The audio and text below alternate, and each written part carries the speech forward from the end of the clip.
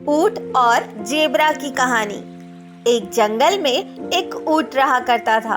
वह बहुत मिलनसार और दयालु स्वभाव का था। उसकी सभी जानवरों से अच्छी दोस्ती थी। वह सबसे हिल मिलकर प्रेम पूर्वक रहा करता। एक दिन उस जंगल में एक जेब्रा आया। ऊंट जेब्रा से दोस्ती करने उसके पास गया। तुम्हारा जंगल में स्वागत है मित्र।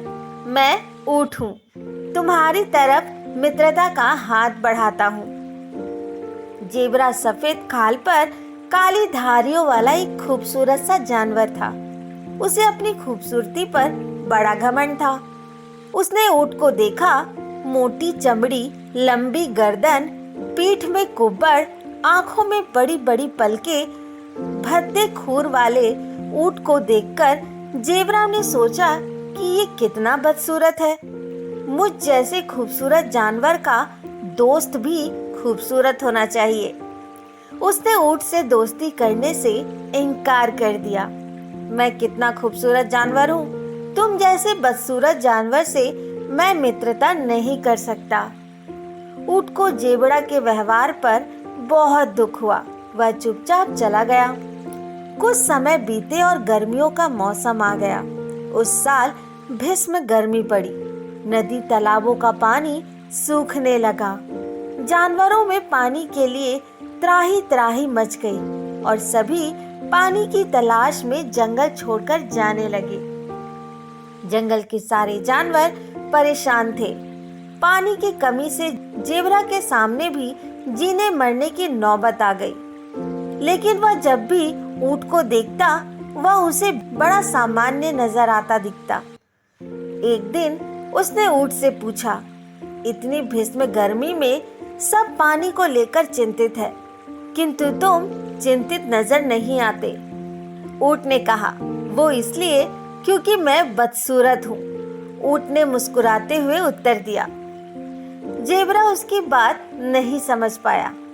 तब ऊंट ने कहा, मेरी पीठ पे ये कुब्बड़ देख रहे हो?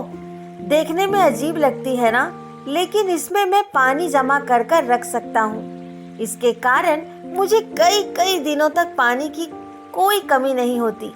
मैं बड़े आराम से बिना पानी के लंबे समय तक रह सकता हूँ। मैं मरुधान को भी बड़ी आसानी से सूंघ कर खोज सकता हूँ। चलो तुम्हें वहां ले चलूं। वहां तुम्हें प्यासा नहीं मरना पड़ेगा। जेब्रा ऊंट के साथ जाने लगा। बड़ी धूप थी। जेब्रा का हाल बेहाल होने लगा। तब ऊंट ने उसे विशाल शरीर की ओट में चलने को कहा। जेब्रा को धूप से कुछ राहत मिली। दोनों आगे बढ़े तो एक रतीला मरुस्थल पड़ा। वहां रेत की आंधियां चलने लगी। ऊंट ने बताया, अपनी बड़ी बड़ी पलकों के कारण मैं ऐसे रतीले आंधी तूफानों को आसानी से झेल सकता हूँ। मेरी चमड़ी भी मोटी है, जो मुझे धूप और आंधी तूफान से बचाती है।